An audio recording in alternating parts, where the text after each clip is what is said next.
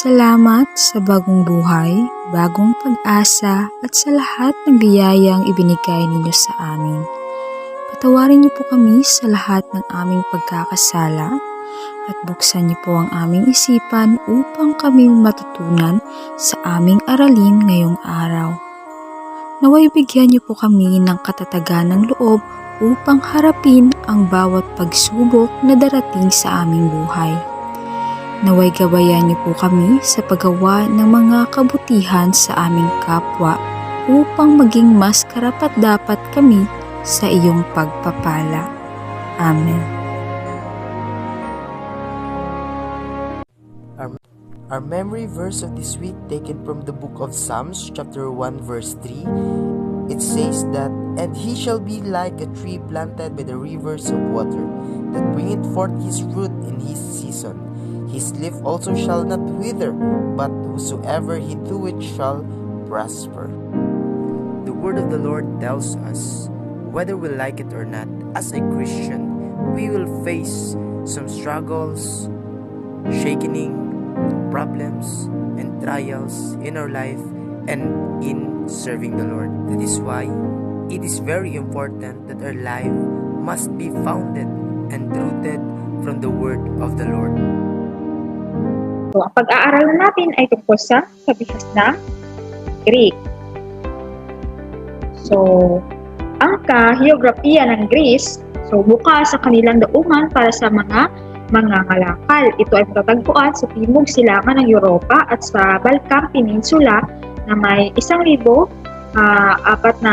na pulo. So, may 75% ng kalupaan ng Gresya. Ito ay composed ng kabundukan. So, mababato at huway-huwalay at mabulubundukin at hindi patag ang lupain dito. So, ito ay ang halimbawa ng larawan na matatagpuan sa Gresya. So, ganyan kawatak-watak ang kanilang lupain at bulubundukin ang lugar ng Gresya.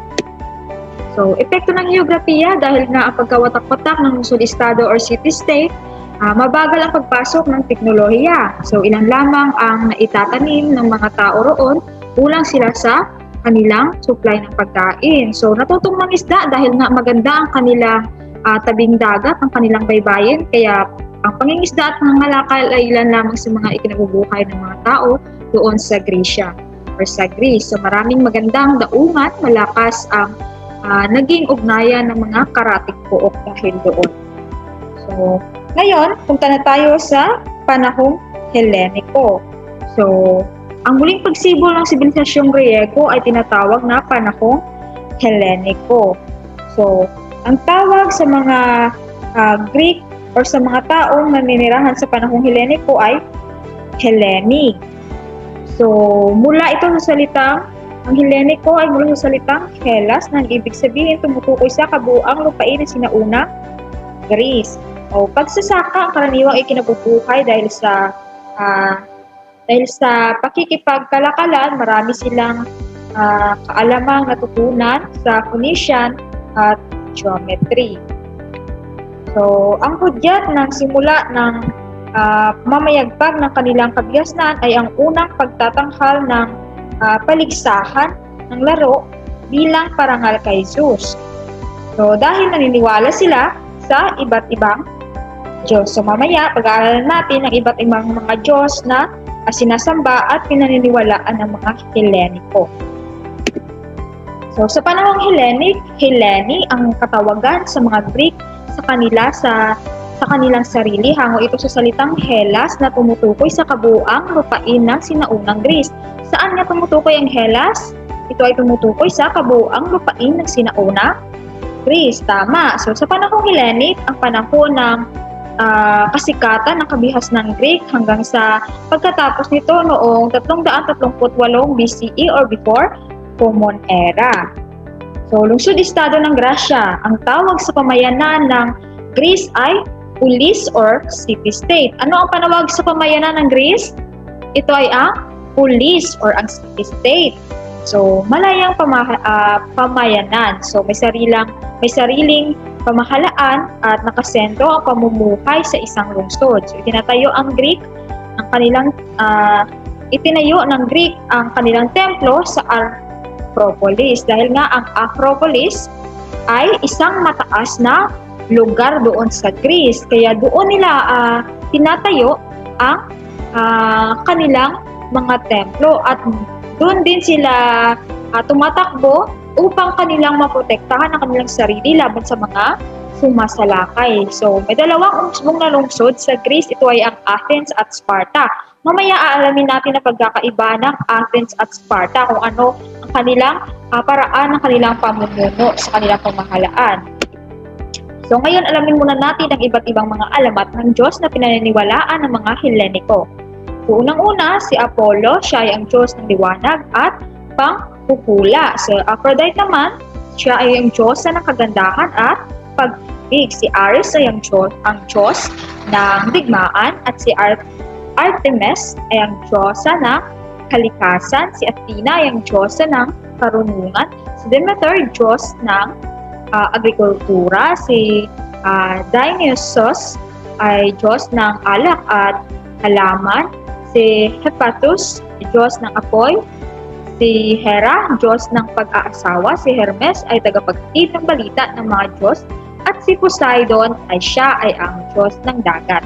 So yan ay ilan lamang sa mga Diyos na isinasamba ng mga Heleniko. So inaalayan nila ito ng mga pagkain, mga hayop, pagkain bilang sakripisyo, paglalagay ng palamuti sa kanilang mga templo, pagdarasal at pagdaraos ng iba't ibang pagdiriwang dahil naniniwala ang mga Greek na pinaparusahan ng mga Diyos na ito ang mga tao sa pamamagitan ng tagutom, lindol, sakit at pagkatalo sa digmaan. Kaya ganoon na lamang ang pagsamba nila sa mga Diyos at Diyosa nila.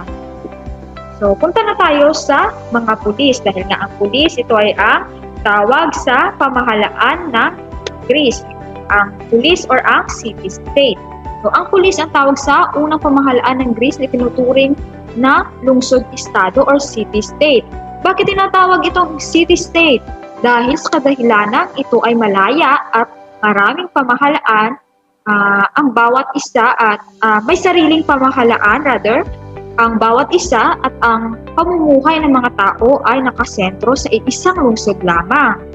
So, sa Acropolis, ang pinakamataas na lugar, sabi ko kanina, ito ang pinakamataas na lugar ng lungsod-estado kung saan itinatayo ang mga Greek o kanilang mga templo ng kanilang mga pinuno. Siyempre, kung Acropolis ay ang pinakamataas na lugar o lungsod-estado ng Greece, merong pinakamababa naman. Ito ay so ito yung larawan na Acropolis. So, napakataas na bahagi ng Greece kung saan tinatayo ang kanilang templo at pumupunta sila dyan upang kanilang maproteksyonan ang kanilang sarili pag may sumasalakay. So, ang Agora naman, kung ang Acropolis ay ang pinakamataas na lugar, itong Agora ay isang bukas na lugar sa gitna ng lungsod kung saan maaaring magtinda o magtipon-tipon ang mga tao. So, ito ay isang mababang lugar doon sa Grisya kung saan doon nagaganap ang pagtitinda, pagkikipagkalakalan at nagtitipon ang mga tao upang bumili ng kanilang mga bilihin.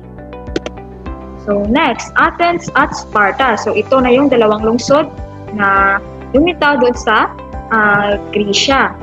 So dalawang malakas na lungsod-estado ang kalaunan ay naging tanyag sa Greece. Ito ay ang Athens at Sparta. Naging sentro ng kalakalan at kultura ang Greece ng ang Athens, samantalang ang Sparta naman ay sinakop ng karatig rehiyon. So, unang-unang pag-aaral natin ay tungkol sa mga Spartan. So, ang mga Sparta, isang mandirigmang pulis. So, sila ay higit na binigyan nila ng halaga ang pagkakaroon ng malakas at magagaling na sundalo. So, nanatili rin ang Sparta sa pagkakaroon ng pamahalaang oligarkiya. So, pag sinabi natin oligarkiya, ito ay isang pamahalaan na pinamumunuan lamang na isang grupo. Meron ding pagboboto na nangyari or halalan na nangyayari diyan. Ngunit ang mga kasapi or ang mga pinagbubutuhan ay nanggaling lamang sa iisang grupo. Kung kaya, yung grupo na iyon, kapag sila yung nanalo, so sila lang yung may right na mamuno sa isang lugar o sa isang bansa. So yan, pag sinabi nating oligarkiya, ang pamumuno ay nanggaling lamang sa iisang grupo or sa isang angkan. So that is oligarchy. So ano pa? So pinalawak ng mga Spartan ang kanilang lupain sa pamamagitan ng pananakop ng karatig na lupang sakahan at pangangangkang ito. So yan ang ginagawang parati ng mga Spartan. Tingin nila sa sarili nila, sila yung malakas, sila yung kinatatakutan. So yung ginagawa nila, nananakop sila ng mga karatig lupang sakahan. Dahil ang mga magsasaka mula sa nasakop na lugar ay dinadala nila sa Sparta upang maging mga hilot. So hilot yung tawag sa mga taong nasakop nila at dinadala nila yung mga taong yun sa kanilang lugar upang gawing alila. So tagasaka, lahat ng mga gawain. So makatuwid, naging alipin ng mga Spartan ang mga hilot. So ito yung mga hilot. So ang mga lalaking Sparta ay pinagkalooban ng lupain upang masuportahan ang sarili. So ang pagsasaka ang isinasagawa ng mga hilot. So ang mga Spartan, sila ay merong malalapad na mga lupain, ngunit ang mga hilot, sila yung mga alila ng mga Spartan. So sila yung mga nagtatrabaho upang mapalago ang kalupaan ng mga Spartan ito. So lahat ng mga gawaing nakaatang lahat ito sa hilot. Dahil ganon ka-abusado yung mga Spartan. So next, punta tayo sa pagsasanay ng mga Spartan. So ang bagong silang na sanggol ay kapag nakita nila ito na medyo mahina, so sinusuri ito ng mga komite. So kapag nakita nila na medyo mahina yung sanggol, pinapatay nila ito, pinapatapon, pinapapatay. Ngunit pag nakita nila ito na medyo malakas, ay malakas ito, pwede itong gawing sundalo. So ginagawa nila, pinapalaki nila yung bata hanggang sa humantong ito sa 7 gulang. Kapag naging 7 na ito, so kanilang ginagawa, pinapasok ito sa espesyal na pagsasanay. So sinasanay nila ito sa edad na 7, yung bata is nagsasanay na upang maging malakas na sundalo. So kapag nananatiling kasapi hanggang sa edad na 18. So, ang mga babae ay nananatili sa bahay, ngunit ang mga lalaki ay nakatira sa mga barak. So, ang baraks, ito ay ang mga kuta kung saan sila nagsasanay upang maging mas magaling sa pakikidigma. So, sinasanay ang mga lalaki upang maging mahusay sa kanilang pakikidigma. So, sinasanay sa palakasan at pakikitigma, sinasanay silang magtiis sa hirap at huwag magreklamo. So ganyan ka-stricto ang pagsasanay ng mga Spartan upang makamit nila ang magandang pangatawan, magandang estilo sa pakikipag-away. Dahil naniniwala ang mga Spartan na sa pamamagitan nito, mapagtatanggol nila ang kanilang police or ang kanilang city-state laban sa mga mananakop. So, ang mga babae ay nag-aasawa sa gulang na 18. So, hanggang 20. So, muling ngunit namumuhay ng malayo sa asawa. So, dahil na ang kanilang mga asawang lalaki ay doon nakatira sa mga barracks at doon nagsasanay hanggang sa gulang na 30. So, ang nangyayari, yung mga kababaihan, namumuhay silang mag-isa. So, inalagaan nila yung kanilang mga anak, pinapalaki nila ng mag-isa dahil nga yung kanilang mga asawang lalaki nandoon sa barracks na nagsasanay. So, ang mga babae ay kailangang maging malusog upang manganak ng malusog na sanggol. So, syempre, dahil nga pinapatay yung mga sanggol kapag mahina, kailangan ng mga babae na maging malusog, palakasin nila yung sarili nila upang kapag nabuntis sila at kapag nanganak sila, ang kanilang sanggol ay magiging malusog din upang ito ay huwag mapatay ng mga Spartan. So, pagsasanay. So, nagsimula ang formal na pagsasanay sa edad na 18. So, edad na 18. So, 2 taon upang makumpleto ang pagsasanay sa gulang na 20. Sila ay tumitira sa barracks o dormitoryo sa kampo. So, ang mga lalaking ito ay naging miyembro ng asamblea sa gulang na 30. So, hindi pinahihintulutang mag-asawa sa loob ng 10 taon. So, naglilingkod sa militar hanggang sa gulang na 60. So, sa edad na 60, gaano pa sila gyapon? Serbisyo pa sila gyapon sa mga Spartan. So, maka-retired lang sila sa ilang obra or makakasama lang nila yung kanilang mga asawang babae kung naka-edad na sila ng 60. Dahil nga doon, yun lang magiging dahilan kung paano sila makalabas sa barracks or sa kanilang pinagsasanayan. So, dito sa mga Spartan, nang lumaon ang mga Griego, lalo na ang mga Spartan, ay mas naging maparaan sa kanilang pakikidigma. So, mas nag-skillful na gid sila when it comes sa ilang pakikidigma. Sa halip na lumusog ng isa-isa sa mga kalaban, sila ay nanatiling sama-sama sa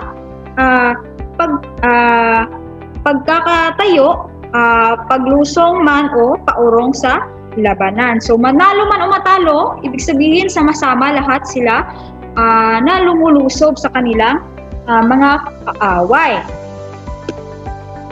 So, ang Greek phalanx, sila ay ang mga nagtatanggol sa kanilang mga pulis. So, hindi sila bayaran, ngunit sila ay tagapagtanggol ng kanilang mga pulis. So, sila ay isang tinaguri ang mga hukbong sandatahan at ang paggamit ng helmet ay nagbigay daan upang talunin ang mga Griego sa mga kalabang mandirigma na halos doble nila ang bilang. At ang Spartan ay pinakamahusay sa kanilang lahat. So, habang patuloy na mamumuhay sa pakikidigma, ang mga Spartan ay nakilala bilang ang simpleng tao at walang hilig sa lupo. Higit na humikayat, kung hindi sila nahihikayat sa mga sining at iba pang mga gawaing pampagkatutos upang sila ay mas maging maunlad. So para sa kanila, mas tinututok na lang nila yung sarili nila sa pagiging malakas na mandirigma at sa kanilang agrikultura. So, yun ang ginawa nilang hanap buhay, yung kanilang agrikultura.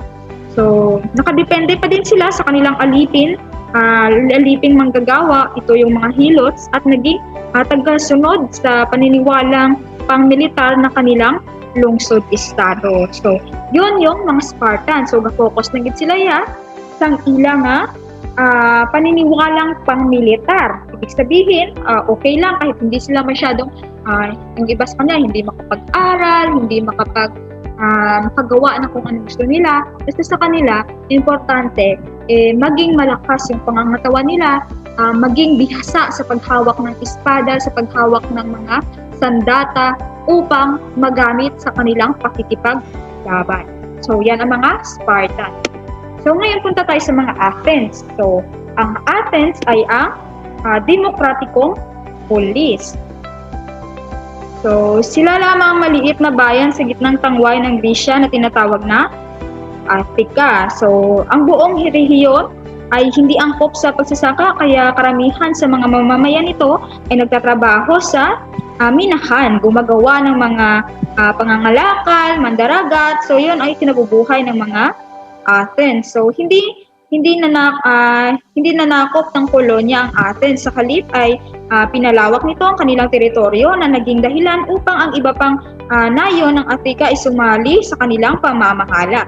So, yung binigyan ng mga mamamayan noon sa Athens na kakayahan na makilahok sa pagbuo ng desisyon para sa kanilang pamahalaan. So, yun ang pagkakaiba ng pamamahala ng Athens sa Sparta. Dahil sa Sparta, sila ay merong oligarkiyang pamamahala kung saan ito ay pinamumunuan lamang ng iisang grupo. Dito sa Athens naman, ang mamamayan ay binibigyan ng right or binibigyan ng kaukulan upang sila ay makilahok sa pagbuo ng desisyon para sa kanilang pamahalaan. Gayunpaman, tanging kalalakihan lamang ang kinikilala. Ang mga kababaihan ay may kakaunting karapatan lamang. So ito lang yung medyo negative side ng Athens dahil mostly na binibigyan nila ng is ang kalalakihan lamang. So merong gender bias na nangyayari dito. Yung para sa kanila yung kababaihan dapat andun lang sa kanilang bahay, nag-aalaga lang ng mga anak. So para sa kanila, sa mga Athens, yung kalalakihan talaga is yung may malaking responsibilidad sa pamamahala. So, sa sinaunang kasaysayan, ang mga Athens ay pinamumunuan ng mga tirano na noon ay nangangahulugang mga pinunong nagsusulong ng karapatan ng karaniwang tao at maayos na pamahalaan. So, ibig sabihin, sila ay nagkakaroon na ng demokrasyang pamumuno. So, ano yung tawag sa pinuno nila na nangunguna sa pagsulong ng karapatan at opinyon ng karaniwang tao? Ito ay ang tirano. Tandaan ha, yung kanilang pinuno na nagsusulong ng karapatan ng karaniwang tao, tinatawag nila dito ay tirano. So sa simula, ang Athens ay ang pinamunuan ng hari, inihalal ng mga assemblea na mayayaman. So sa panahon nila noon, so ang Athens daw ay pinamumunuan ng mga hari at reyna. So pag sinabi natin ang isang bansa ay isang lugar pinamumunuan ng hari, ito ay masasabi mong merong pamamahala ng monarkiya. Ang assemblea ay binubuo naman ng mayayaman na may malaking kapangyarihan. Ang pinuno nito ay tinatawag na arkon na pinapaboran naman ng mga may kaya sa lipunan. So, arkon ang tawag sa pinuno nila at pinapaboran ito ng mga may kaya sa lipunan. So, syempre, hanggang ngayon nangyayari din naman yan dito sa atin. Hindi na panibago yan. So, kapag meron ka, nakakataas ka, meron kang mataas na estado sa pamumuhay, so maraming magpapabor sa'yo.